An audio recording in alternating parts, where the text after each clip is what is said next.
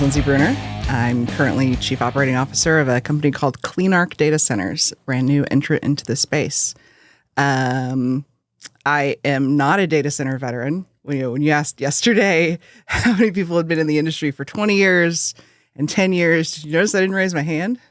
Yeah, but I mean, you worked at Cyrus One during some of the most kinetic times at Cyrus One. That's every year at Cyrus One is like 3 years of regular industry life because they were changing so fast. We called it dog years every year. Yeah. So that was my first data center industry job. Before that, I worked in renewable energy. Before that, I was a lawyer in private practice. So I'm now a recovering lawyer. Yeah. But yeah, so 7 years in the industry. And man, you got to be able to learn fast to pick this stuff up. Yeah, I think that it doesn't really suffer for those that don't have the effort. They don't have the ability to put enough effort into understanding this space. But where are you originally from? Central Illinois.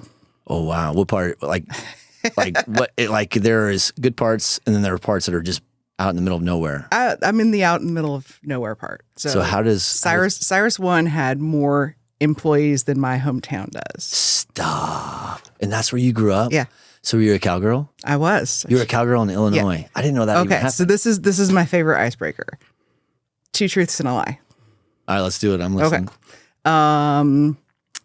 I won Grand Champion Steer 2 years in a row at the county fair. I worked as a player personnel intern for the Denver Broncos for 3 years. Oh, wow. And I summited the 5th highest mountain in the world last year. Okay. So 2 truths and a lie. And hold on a second. The first one that you told me was what again? Grand Champion Steer. 2 years in a row. I think you're just making that one up. What is that? So I actually won Grand Champion Cow Calf. See, I'm on your bullshit. So what is that? I don't even know what that is. What is it? So I grew up in a small town. I grew up on a farm, family farm that's been in the family since the 1850s. And I did 4-H as a kid. So my family raised cattle. I showed beef cattle for over a decade. And as you're showing cattle, you're like, one day I'm going to be a lawyer and not have to ever do this again. I'm going to sue these people. What happened? No, I mean, I just aged out. I aged out of 4-H. I turned 19. I couldn't show anymore. I was off at college at that point. Where'd you go? Duke. Smart kid. Hey, listen, real quick. Yeah. Are you a single child? Were you the only child? No, I have a younger sister. And she's the oldest then? I'm the oldest. Yeah. She still lives in, near our hometown. Got you. Yeah. What made you want to go to Duke? Christian Laettner and Bobby Hurley. Who's that? Football players, basketball players? Oh my gosh. Duke basketball, 1990s, gotcha. The glory years, Yeah, 91, 92, back-to-back championships. Did you go to school when Raj was at Duke? Because he's a Duke alum as well. He is a Duke alum. I don't know. That's a good question. Yeah. Yeah. I'm sure that. I've been out for a little while. I won't give away my age completely, but it's been a while. I wonder, he's probably around I'm older than both you guys, so I'm like, I have no idea how old he is, but he's been around. So you went there, were you a basketball fan? Mm-hmm. Did you play sports? Not past junior high, because I've got no hand-eye coordination. So what was all high school? It was just 4-H? High school was 4-H, yeah. How big of a buckle did you have to wear at the high school you were at? Well, we had an interesting yearbook spread my junior year where it was competing between the Headbangers and the Hillbillies. So who won? Everybody balanced out. That year we had 2 songs at, I think, homecoming, 2 dance songs because nobody won between Garth Brooks and Pearl Jam. So I got you. Yeah. Both good jumps. Yeah. I love both those groups. Yeah. So you're the oldest of 2 girls. Mm-hmm. You're from a farm town in Illinois. Yeah. And you're like, I'm going to go to Duke. Mm-hmm. And you are a basketball fan. And then did you know you were going to be a lawyer when you went to Duke? Or you're like, this seems like the right thing to do? I did. No, I wanted to be a lawyer. And I think back on that and I don't know what was so attractive about it, except I didn't know. Was it like a TV show you watched? And you're like, yeah. I want to be like that lady. Yeah. It was like, this seems like a good way to get out of this small town. So I'm going to go do this. Is that what you wanted to do? Get out of the small town? I did. Okay. Who was like, who influenced you in your earlier days? Was it family? Was it men, women, coaches, teachers, parents? I mean, I drew a lot of influence from my parents They both grew up there in that town. Their families were friends, growing up. Both of them went away to college. Mom went to Indiana University. Dad went to Oklahoma State. She transferred to Oklahoma State when they got married. And then they came back. And so I knew it was possible to leave and have different experiences. And my mom was really into community theater when I was growing up as well. And so she had all these, friends in the theater that were also, they kind of came from different places and gravitated toward this small town, but they all had these very worldly experiences. And I was like, that's really cool. Like, I want to get out. I want to get out and see the world. But did you have they went out and saw the world and then came back? Did you think like, I'm going to go see all this and then I'm going to come back and... I never thought I was going to come back. Okay, so you knew you were gone. Yeah. Okay, yeah. So you went to Duke and you knew immediately you were going to be a lawyer. What other schools were you looking at? Just curious. Pretty much Duke. I played just that. You're one pot school, committed. Early decision. Now listen, when you do that, because that's not easy school to get into. Did you have to make concessions in life? Did you have to make sacrifices to make that happen? Like, or were you just naturally smart? I did all right on the ACT. I did well enough. Yeah, that helps. Yeah, okay. Small town. I was second in my class by a very very small percentage. How many people were in your graduating class? Maybe like 30. 33, something like that. And you couldn't even be number one? I mean, like, I know, right? Unbelievable. It shaped me for years, but the girl who was valedictorian, I mean, it was like just touch and go. What does she do now? I don't know. Recovering a lawyer? I wonder, it doesn't surprise me, in fact, that the most intelligent people in any of these towns are typically the women, right? Which is, I don't know how many times I had to chase you to do this, but I was telling you, I'm like, for every 10 women I ask to be on a podcast, 9 will say, not my thing. Or, I take that back. 6 or 7 will shoot me flat out. Be like, not a chance. And then the other ones will be like, yeah, I'll do it. I'd love to. And then poof, they turn into ghosts and you can't get them back. And I get it. Everyone's in a different part of their stuff. But I know that you're out, you're evangelizing right now. So I was like, I think this is the perfect time to catch you, right? So when you went to Duke, did you go to law school there too? No, just undergrad. Where'd you go to? I went to law school at the University of Denver. I went straight from undergrad to law school. So that's the truth on the Denver Bronco thing you said. And the other truth was, hold on, you had 2 facts and a lie. I caught the lie. The truth of, and there was some other, what was the other one? It was Mount Kilimanjaro or something. Kilimanjaro, yeah. How long did that take? It was too short of a trip. We did the shortest route, which is 6 days, 5 nights. That's too short? Yeah. It's a tall mountain. So let's start with just that part. Okay. Who did you do it with? I did it with 4 other women, all of whom I met at Cyrus One, actually. Stop. Yeah. 5 Cyrus One alumni. Yeah. Any of them still work there? Yeah, 2 are still there. The other, myself and 2 others. Do I know any of these people? I might. No. You might know Lorene, our head of marketing. Okay. She's still there. And she did it? Yeah. So when did you guys do this? We did it in February of 22. February 22. What was the world like then? It was opening up, but not fully open. So we still had to do all the testing, all the masking and everything. But as soon as we got off the plane in Tanzania, it was just like normal. Walk me through how long does it take to prepare? What did you do to prepare for that? Not enough. I had a girl. I like your style. You're like, I drank less bourbon, more tequila. Yes. There's there's not really any elevation around Dallas. Oh yeah. So we did a few hikes for distance, 8-mile hikes, because that's about how many miles we did today. Were you carrying load packs or anything? No, that was probably also not super smart. But we had a crew of 21 people for the 5 of us. Yeah. So you had a lot of supporters. Yeah, we had porters. They carried all the stuff. We had our day packs. But man, it was intense. Walk me through how that was. How did that get spun up? Someone was like, "Hey man, I think I'm gonna go do this thing. You want to do it?" And you're like, "I'm in." Yeah. Is that how it worked? Kind of. So Scott Hanna, who was, of course.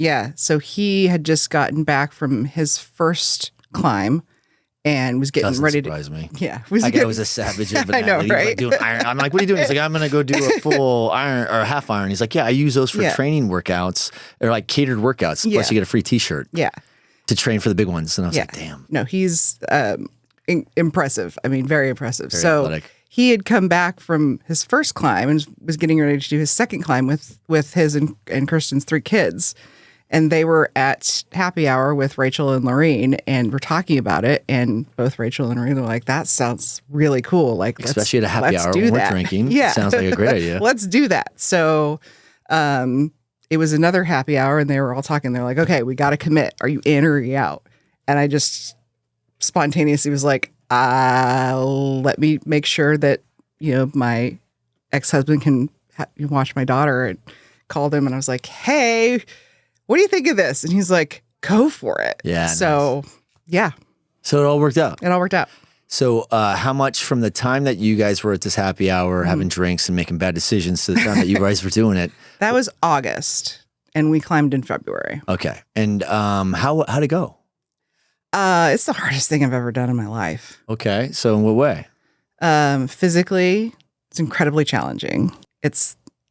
Kili's not a technical climb, but it's still very demanding, especially from a labor perspective. Yeah. I mean, you're walking 5-6 miles a day uphill both ways, literally. And there's really, unless you kind of do that stuff all the time, there's not, I think, a lot that you can really do to prepare for that hardcore. Well, you have the altitude mass that people train with, and they get Stairmasters, and You're exactly right. There's actually a lot of things. So there are a ton of things. We didn't do any of those. Where's the world at when Kirk can tell you that there's ways to get around it? So keep going. And but a lot of it's mental. Like, it's not a technical climb, but there are places where you're kind of scrambling over rocks, or you're having to step out on.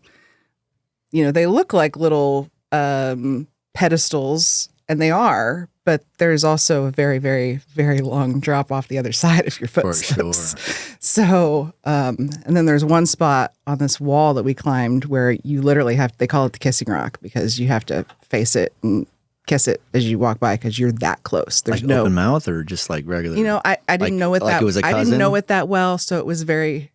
It was a very moderate kiss. Was it awesome though? What did you learn about yourself on that? Because I think a lot of people want to do that. Yeah. That's a huge bucket list, right? And it's a testament to if it wasn't mentally and physically demanding, then no one would want to do it. So what did you learn? What did you take away from it? That I could do it. That even stuff that I was like, I'm not a hiker, I'm not a mountain climber. Like, give me an all-inclusive, give me, some nice restaurants, let me sit on a beach with a pool boy. But it really, really got me out of my comfort zone.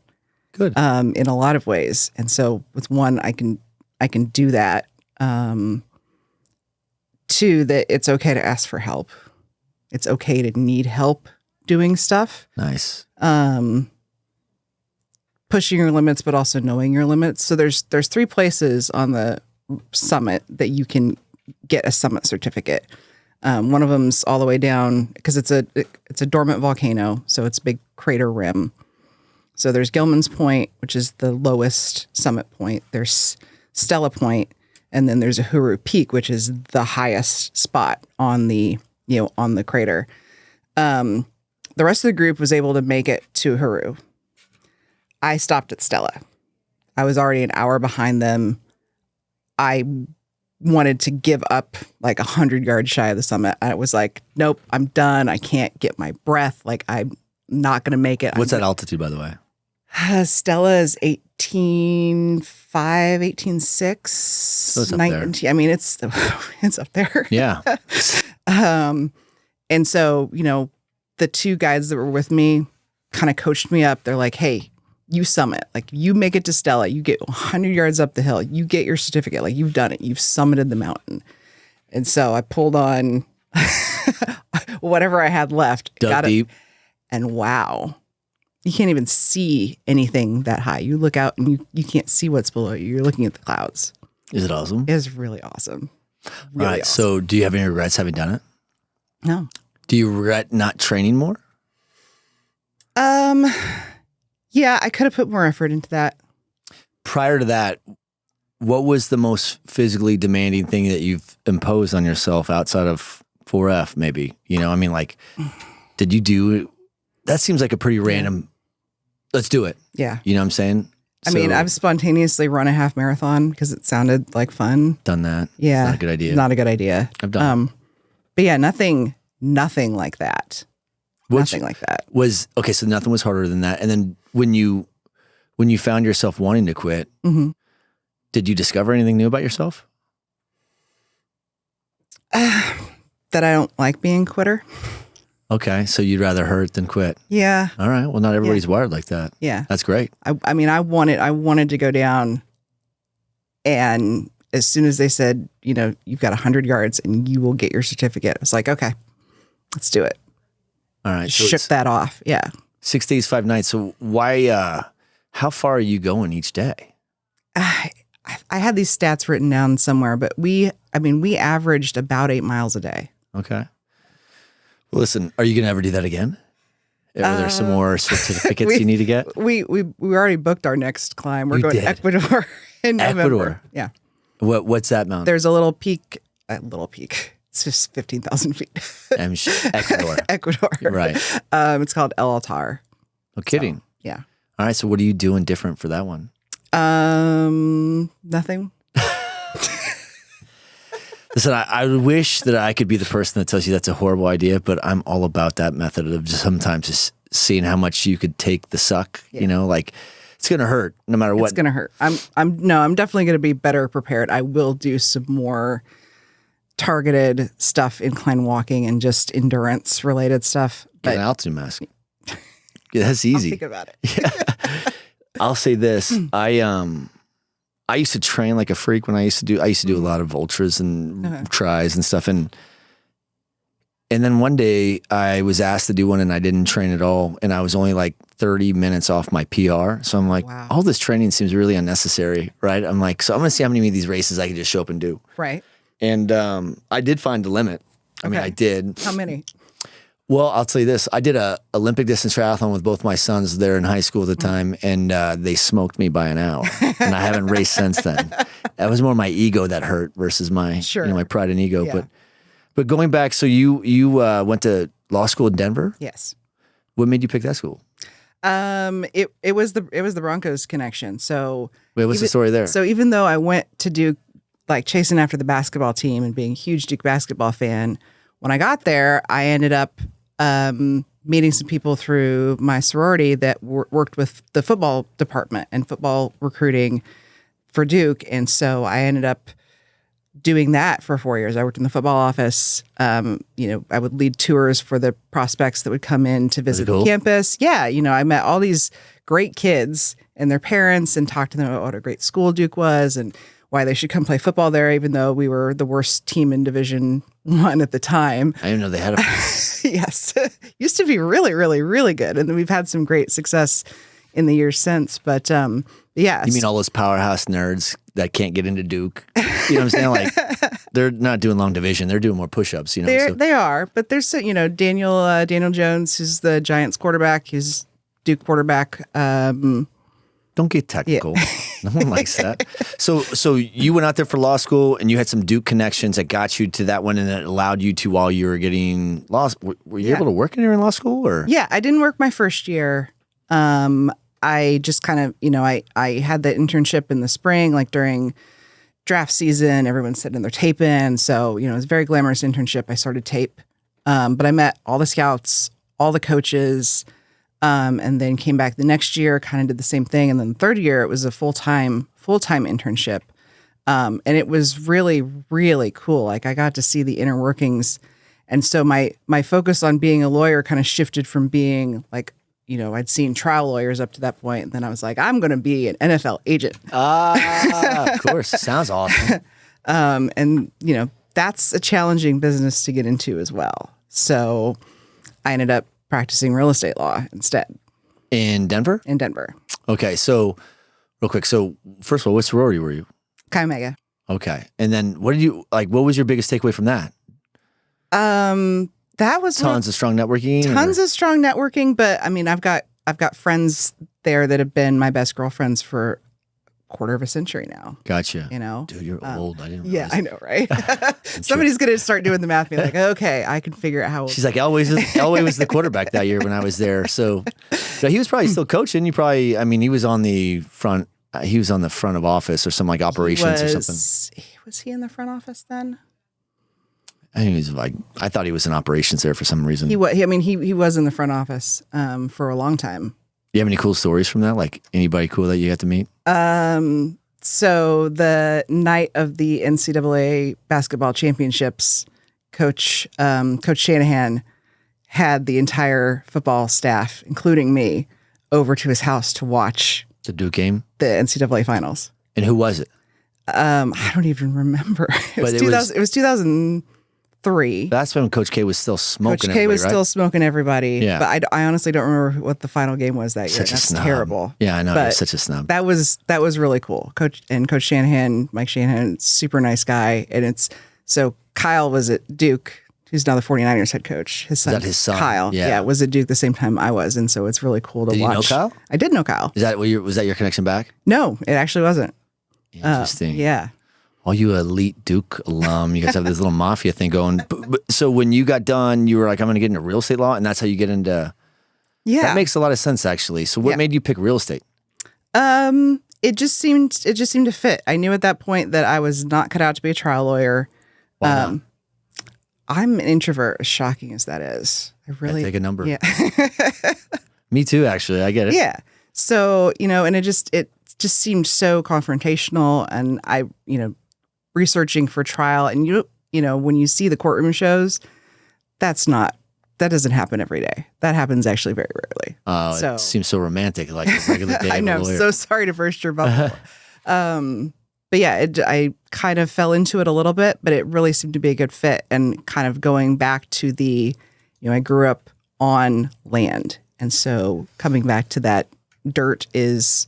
Who was influential? Did you discover that all on your own, or were you sitting down with someone who mentored you and they're like, hey, listen, have you thought about this? Yeah, no, I kind of discovered it on my own. I worked at a small firm at first that did a bunch of different things, and that was the one that I liked the best. And then I went from that firm to another firm where that was all that I did was commercial real estate transactions, industrial real estate transactions. And then I went to a bigger firm where that was all I did. And then from there, I went in-house with a renewable energy company, developing utility scale wind and solar. So how did you ramp to that level? Because that seems like a lot of stuff. So you went from trial attorney to real estate, commercial industrial. And like, give me an idea, like what's an overview of like a deal? Was it greenfield or was it buildings that were? Yeah. I mean, I worked on all sorts of transactions. I worked on throughout the country or in Denver only? Throughout the country, a lot in Colorado, but, and a lot of people from out of state coming into Colorado. So, I represented some developers that were building, the big housing developments. I represented some people that were coming in and going into shopping centers and doing retail leasing. I represented people that were developing office buildings. I got to do a little bit of M&A side work where some of our clients were either buying or selling those same office buildings. And so, helping them understand the assets they were buying and the liabilities that they were taking on. So that was all really cool. And it all formed a really good basis for the stuff I do today. So, I want to hear about it. So you end up going, how did you get to the renewable energy group? Was that in Denver as well? I was in Denver. Yeah. Network? It was Someone from Duke, Colby. Snubs. Actually, no. I don't think I've gotten a single job through a Duke alumni. Oh, yeah? You Yeah. just put it on the record right there? I just put, I got you. Yeah. All right. So you end up finding this opportunity or this career path within this very niche part of law. Right. You just knew that you were stuck on being a lawyer still. And you did enough of these programs as a lawyer that somehow you were introduced to a Yeah, it was a job. renewable energy group. Yep. What was the name of it? It's RES, still around? Renewable Energy Systems. They're the largest independent power producer in the world. It's a UK company. They were actually, when they first came over here, they were headquartered in Austin. Oh, really? What happened to that? The CEO at the time decided he was going to move up to Denver. And so the Lifestyle. company moved to Denver. Yeah. Better skiing in Denver. There's, the snow gets a little bit thin down here. Yeah, I know. But it does come every now and then. Have you noticed that? Every February. It shuts down the entire state in just the fear. Hey, it may snow next month. Right. No school all week, right? And people in sold out of Minnesota bread are and like, milk. what are we talking about here? I grew up in North Dakota for 5 years. My dad was stationed in Minot. And Okay. I always call it like he was incarcerated in Minot and we had to be with him. But there would be snow drifts to the second store of your house in April. I mean, that's no joke. The Dakotas do not mess around, They right? do not. So you're in Denver and you went to go work for this company. And what was it that drove you to go do that? And was it like just the whole new canvas of things to learn? Was it? Yeah, I mean, it was a few things. Working in a law firm, you at some point have to start developing your own book of business, and that was never something that was comfortable for me. There are a lot of lawyers that are really comfortable with that; they do it really well. That was not really me, and so I had with Interesting. with the opportunity to go in house where you've got one client, you don't have to develop their business because you're their lawyer. That was really appealing. Oh, you just get to practice law. You don't have to be in business development. You don't have to be in business development. Yeah. So, and I knew I would get to see more of the transaction than just the contract that was put in front of me. Like I get to see what happened before, I get to see what happened after, how everything kind of worked together. How it all ties back to finance and investments. And Exactly. So what all were you learning there? I learned a lot. I learned a lot about the construction process. That I hadn't really seen before in any of my other developments. So, Like the prep for construction, like the entitlement, or just the whole process of how like phasing work and how everything, if you set it up the right way, you could literally just run each contractor through and have a fully built project by the time it was all done if everything worked right. And then understanding how, because Res built projects for other people, and we also built the stuff that we, like what kind of projects would they do? Would they build their own substations that were renewable, or? It wasn't substations. We did put in one transmission line, but it's these great big wind projects, 150, 250 megawatts, or these big solar projects. And, those are fairly complicated. But especially when we built our own projects, I really started to see, again, how all the pieces fit together. Like, okay, well, if we agree to this stuff in the lease, hey, maybe shouldn't somebody communicate that to the construction team? Oh, yeah. Yeah. Or if we're, hey, we want to agree to this thing in the contract, but we can't agree to that thing in the construction contract because we've got this agreement with the landowners, and like bringing those pieces together. Interesting. Yeah, that does give you a crash course. Yeah. You really have to learn two things against the middle, right? Right. So how was that? How long were you in that role for? 8 years. Okay, so that makes a lot of sense actually, because I could see that being something that it takes a long time. Yeah. That's such a niche, right? Mm-hmm. So give me an example, like one of the coolest programs, if you're allowed to talk about it. I don't know if all these things are confidential, but is there anything cool that you're allowed to talk about on those subjects? Yeah, I mean, there was one project where we went from... Were you living in Denver still? I was still living in Denver at the time. We had a project in the Central Plains, and one of the utilities either had an RFP or they came to us and were like, hey, we need a project in this region. And we're like, we've got a project in this region. Well, we had some letters of intent signed. We managed to put that whole project together in the space of a few months, like get it all the way advanced and ready to start construction, get all the construction stuff set up to deliver this project to this utility. And in the shortest time. I mean, it's not quite the 108-day Cyrus One building record, but it's, it was very fast. And it was one of the projects that I really got to see entirely from start to finish because we did the whole scope of it. And that was really when I realized that, hey, I really love development work. Like this is cool. It's fun. It's really very cool. Kinetic, right? There's so many different nuances. Yeah. Every market is different. You're dealing with each municipality has it's just different people, and each people have their own way of looking at things. Plus, they're all emotional and they have their own ideas. So, when you did that for 8 years, like how are you growing and developing? Did you have great leaders and mentors the whole time along your career? Was there bad leaders that tell you how to not be? Were there good leaders that tell you how to be great? Yeah. I mean, I think I learned a little bit from every person I worked for. So over the course of that time, I went from, being sort of the junior attorney to being the second longest tenured attorney. I got to do, projects in Canada. I got to do projects in Chile.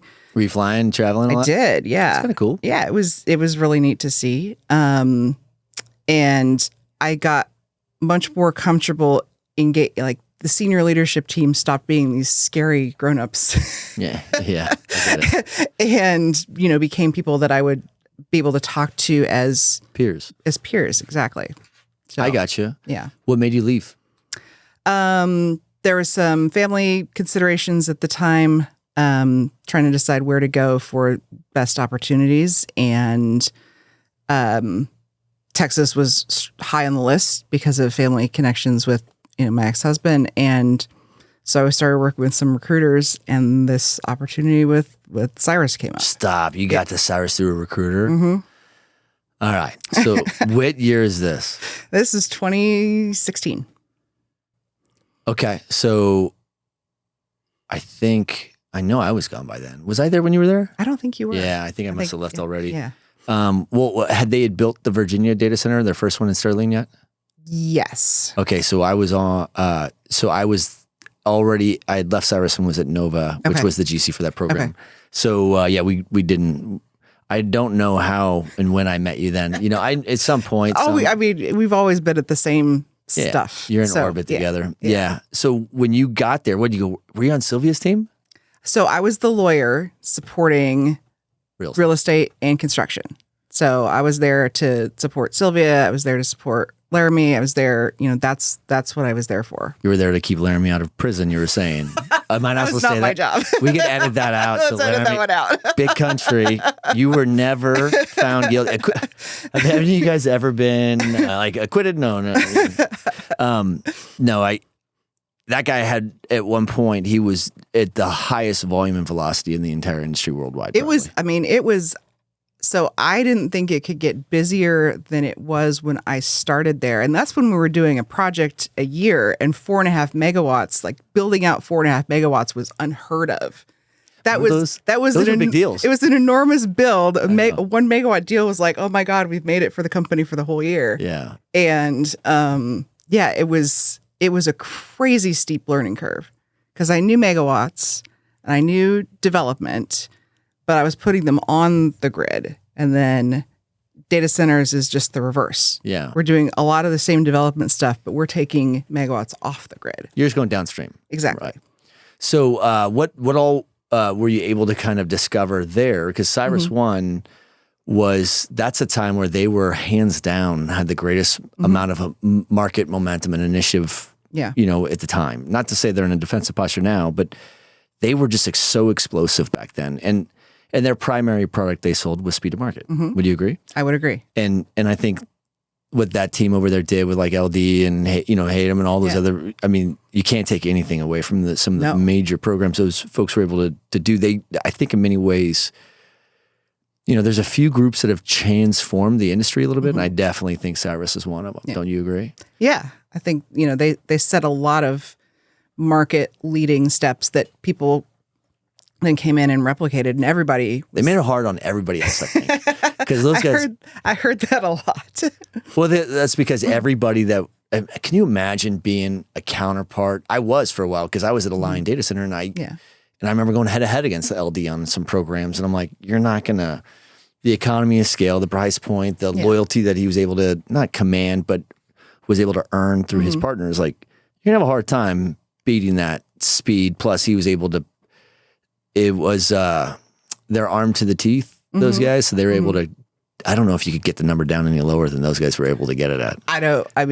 It was incredible to watch, and it was incredible to watch the projects that got built during that time period, and being sort of disruptive to the industry like that. Definitely, the opportunity to be disruptive and to be innovative is kind of why I'm now where I'm at. So So look, how long were you at Cyrus for? 6 years. So you get into this industry and you show up and you're a lawyer. So, and they're like, oh, well, she's one of those Duke snobs. But they know that you crushed on your ACTs. There's no doubt that you're going to learn this stuff fast. Did somebody help you though? Did you have any mentors and coaches? Did you have? Oh, yeah. Okay. But who were they? So there's no doubt that I would not have, there's no doubt. Shout out to them. Give them, be like, hashtag this person. So the opportunities that I was given, I have to thank 3 people for that.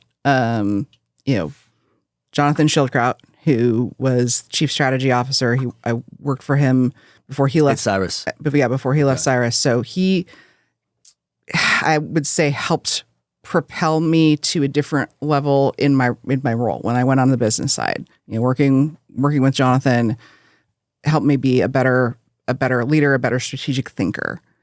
But before that, Robert Jackson and Kevin Timmons. Oh yeah. Yeah. So Robert was my boss on the legal team, obviously, Was he general counsel? General counsel. Kevin ran the org that included site selection and construction. And, between the two of them, I had an opportunity to leave the legal department and go onto the business side. And that was a huge catapult to my career. Okay. It's that's an opportunity that doesn't come along often at all. And, well, I'd also challenge and say, like, not a lot of people have the courage to leave everything. I mean, once you become a lawyer, like that's like changing religions. Oh, I'm gonna walk. Yeah. That's a big deal. Yeah. How did you know you were doing the right thing? It really felt right. It felt so much more right than being a lawyer. And by that point, being an in-house lawyer, some companies you really are. You're very much, it's like sort of working in a mini law firm. Other places you are really a very commercially oriented person. And that's really how I felt that role had kind of gotten to. And so it wasn't a hugely disruptive transition. And I have just felt so much more comfortable on the business side. And certainly my legal background has been really helpful in a lot of ways. But man, I do not miss being a lawyer at all. So the introvert that didn't want to go out and grow her own book of business wanted to get on the business side of data centers. It makes total sense. I get it. Well, when you put it that way. But I mean, you had these 3 people that mentored you along the way. Yeah. But when you arrived in this industry, but I mean, look, I'm trying to think back to even the Broncos. I mean, that's not a lot of women were playing NFL back in those days, but you're kind of seem to always have been immersed around nothing but dudes. Yeah. Is that right? Yeah. How has that been? What was that from your optics? Was that beneficial? Was it good old boy club that you had a hard time breaking into? I actually know you enough to know that is not your problem. Those elbows are big enough. They get out of the way. I got a lawyer. Yeah. I went to Duke. Did I not tell you? I mean, no, at times it felt very much like that. And really? There have been rooms that I've been perfectly comfortable in, no matter what was being said around me. You've heard me. I will give as good as I get. I don't filter around you. You know what I'm saying? Yeah. I don't sit around and be like, I can't sit there because she's sitting there. But there's definitely some there's some creepers out there. It happens. And there are people that are like, what's she doing in here? For real? Yeah. But those were not very common occurrences. And for the very much the most part, you're going to find that anywhere though, in some sense, like every industry. No matter, that's not unique to construction or data centers or anything. I have a guy on my team that, so I have a lot of amazing people on my team. Yeah. One of them came from a very specialized background in the military, specifically in the Navy. And there's a lot, the optics how we view that community is like, those are just the best of the best. And I'll talk to him about things. He's like, yeah, there's even idiots that make it through in this community. Yeah. Right. And my message is, you're going to find people that it's human nature, I guess. It doesn't mean that, I don't think this industry, do you feel like this industry is inclusive and embraces females? Or do you feel like we just want to own this and let you guys be on the outside looking in? I mean, like, how do you feel? So I definitely don't think it's the latter. I think that there are a lot of really talented women in the industry who don't get as much visibility. And it kind of goes back to your first, one of your first points about how many women you've asked to be on here. They're just like, it's not my thing. Why is that? I blame you. You went to Duke and you're a lawyer. But like, why is that? Is that my fault? I mean, like, honestly, I got my ass kicked when I don't blame it. Like, I don't ever get angry when people bang on me about not having enough females, even on this podcast, right? I'll get emails and I'm like, trust me, man, I've tried. And there's like one female for every 20 guys in this industry. So of the number that you get, it's like picking through 400 people that are 400 males before you get to does that make sense? It does. So I finally, every time, like, kudos to Brittany at NTT, because she was the first, and I never even met her. Yeah. And I could not have been more. We made the mistake of doing her podcast on like the last day of DCAC.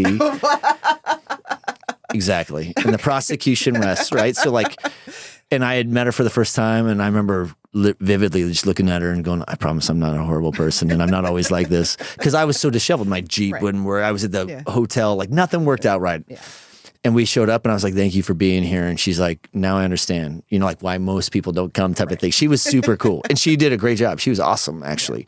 But I wish that I could get you guys to go be champions of this, because I got a daughter. Yeah. And I would like her to be a CEO in this industry one day. And I take a page out of Crosby's playbook who's got a daughter, right? And I challenge people to find someone more devoted to diversity and inclusion than what that guy has done. Because he doesn't just talk about it. He does things that even if it goes into his pocket on a profit margin perspective, he's like, it's the right thing to do. We're changing the market. Yeah.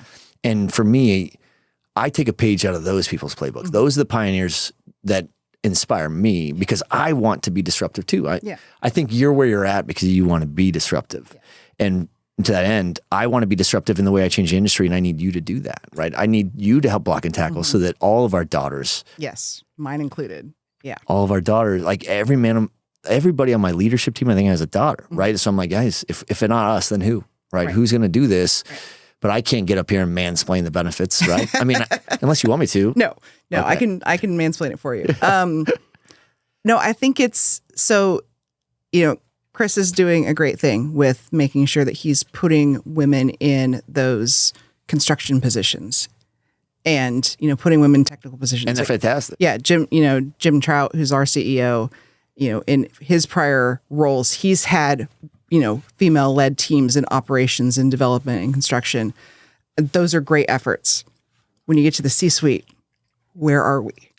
But whose fault is that? So that's a good question. Because I'm like, do you want us to lower the bar to let in any female to it's inclusive, or do we just coach you all and be like, look, this is the standard that we all have to practice, and it's not based on what we say, it's really what we tolerate, and we hold everybody to that standard.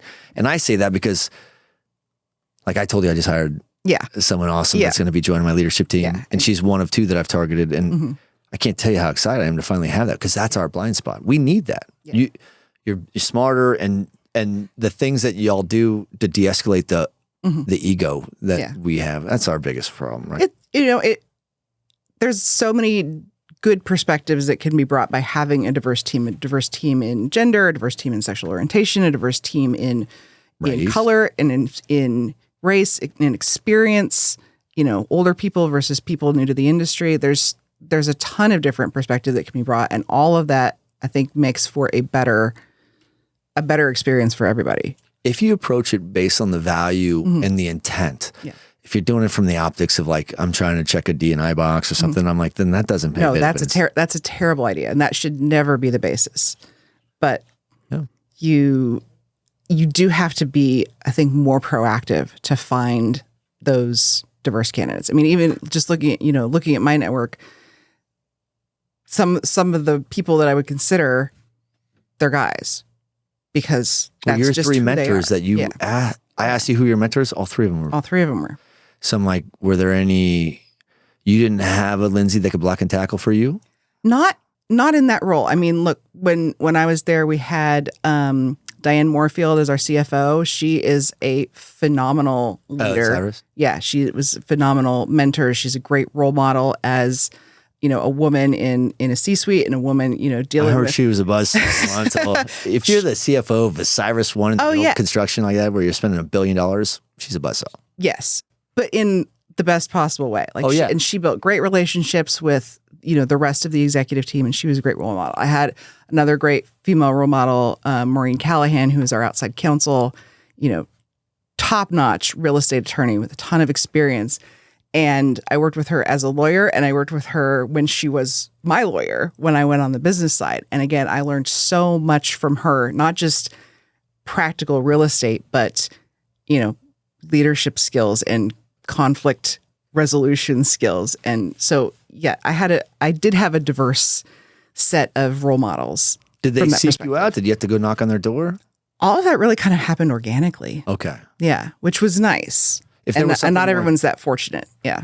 100%. That's why I'm like, I wish there was something. I think that y'all are doing something pretty intentional at that thing in Houston. What is that thing? Explain it to people that are listening. So the WIMCO Tech Summit, really, really excited about this. If you look at the agenda, you're not going to see stuff that's, super technical like a lot of the conferences. But where it's drawing from is all corners of the industry. You've got operators, you've got vendors, you've got suppliers, you've got, I think, some end users that are all contributing. And I think Jackie's trying to make it all women. Is Jackie running this thing? Yeah, Jackie and Carrie. And, Carrie's been on it. She's awesome. Yeah. But the genesis behind that was what?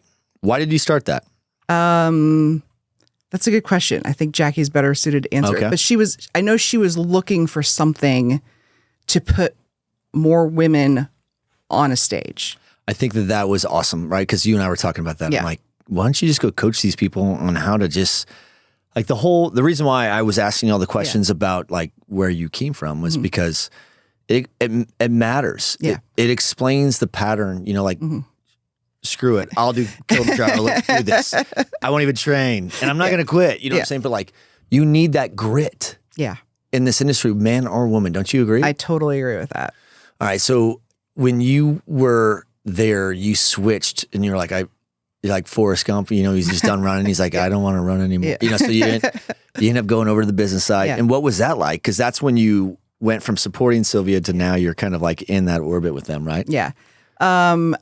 I would say that, it was a switch, and I didn't think it was going to be a switch. And that's probably one of the things I underestimated. It was seamless in a sense that I was already in the middle. I wasn't going into a brand new company where I'm like picking up a bunch of stuff. I just kind of switched seats at the table. But I had to learn to interact with my team in a different way. I had to learn how to be the in front leader instead of the from behind leader. And that, there's not very much you can kind of do to prepare for that. There's no courses you can take. Sure, there's leadership courses. There's not really a course for that. There's not a book for that. At some point you just have to do it. Yeah.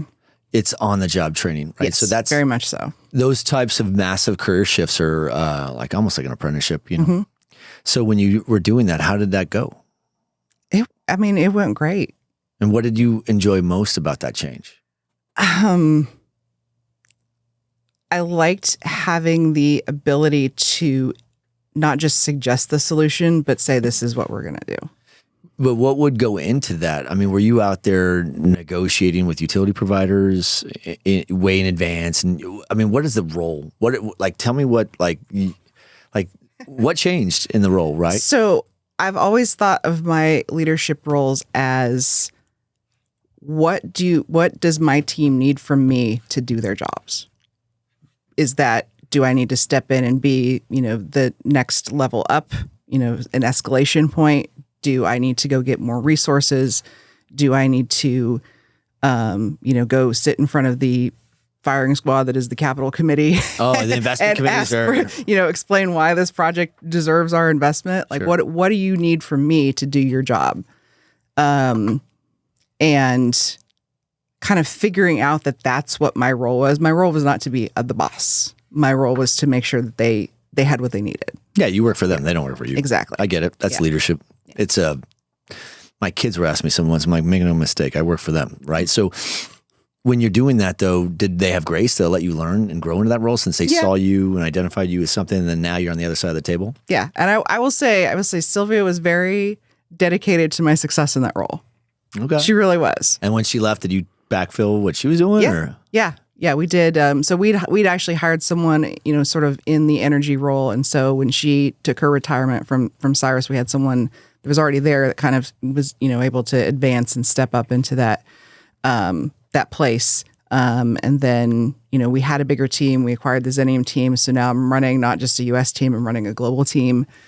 So there was a lot of change in a very short period of time there too. Was Cyrus investing into professional leadership training for all of you, or no? Okay.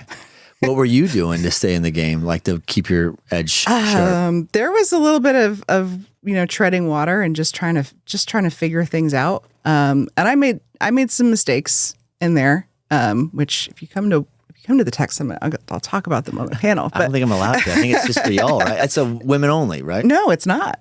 I thought the Tech Summit was nothing but women. I think it's open to anyone. I don't know. I will have to ask. Double check that. Okay. We're sending a few. We sponsored something, and we're definitely we're sending 2 from our team, I think, and then a couple partners or clients. Seems like an awesome environment. It's just nothing but women talking about how to have a bigger presence in the space. It's gonna be really great. But I think one of the things that is it sold out, by the way? So if there are women that are listening for the first time, they could be in New York, California, whatever. If they want to go, they could find this information. Definitely, it is. Just search WIMCO Tech Summit and Houston? It should pop up. Yeah, WIMCO Tech Summit Houston. And what month is it? It's in July 26th and 27th. There's going to be some fun events, some get to know you events, and then, like I said, really, really great agenda for Thursday. Cool. And are you speaking of that? Yes. I got you. On making mistakes. What do you do when you make a mistake? I got it. I didn't know that women admitted that. Is that new? Yeah, we probably should edit that one out. I'm joking. Oh yeah, so definitely edit that one out. So my thing is, when you do those, like I just saw you speak yesterday in Atlanta at what is it, BizNow Dice, and in fact, huge shout out to Adam and the BizNow team. Yeah, I thought they hosted a great event. They put on really great events. I always enjoy doing those. And those events, those regional events are, I mean, I think he said he had like, what, 350 people there, but, and it seemed like it was well attended. Very well attended. And I think that those regional events are absolutely necessary to kind of keep the ball spinning, region by region, because we need to engage with each other as often as we can, because we collaborate with this is an interesting, I always try to think of it like football, like if this was NFL. Right. Like bring it back to something I know. Well, think about this. I'm very certain that there's so much pollination. How many times you see coaches go from one team to the next or whatever.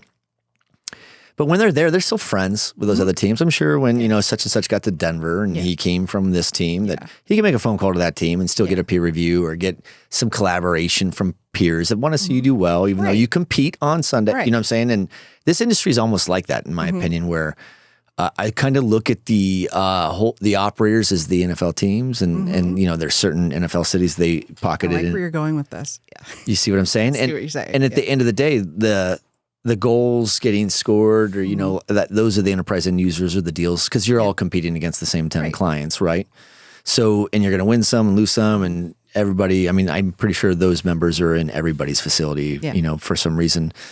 When you left Cyrus, did you understand the game by that point? Because how long were you there for again at Cyrus? 6 years. Okay, so you went 8 years from renewable energy after trying to play a lawyer on TV, and then you got into the data center space. And I love this industry, by the way. So when you got in this industry, what was your assessment of this industry? I thought it was a lot of fun. In what way?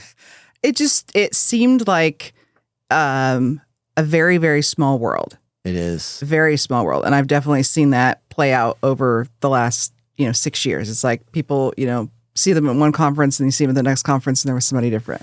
Just like you said, kind of, there's a lot of movement. But